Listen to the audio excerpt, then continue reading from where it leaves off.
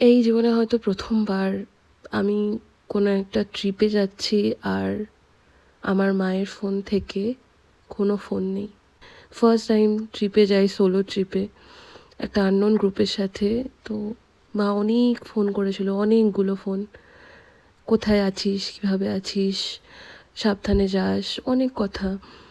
আর আমার মা সবসময় একটা কথা বলতো, সেটা হচ্ছে যে একটু চেষ্টা করবি সব জায়গায় তাড়াতাড়ি যাওয়ার। আমি অনেক বেশি লেট করি তাই। তো মা তো আর নেই। তো মায়ের এই কথাগুলো শুনেই পৌঁছে গেছিলাম বাসের জন্য। বাসে অনেক আগে পৌঁছে গেছিলাম। মা খুব চাইতো আমি প্রচুর ভিডিওস বানাই, ফটোস দিই, রিলস আপলোড করি। বাট সত্যি বলতে আমি একটুখানি লেজি টাইপের। আমার কখনোই সেরকম ইচ্ছে করতো না যতটা না আমার দরকার। আর পুজোর ভিড়ভাড়টা এমনিতেই আমার পছন্দ হয় না। আর এবার তো আরও সব কিছু অন্যরকম। তো এইবারও আবার বেরিয়ে পড়লাম।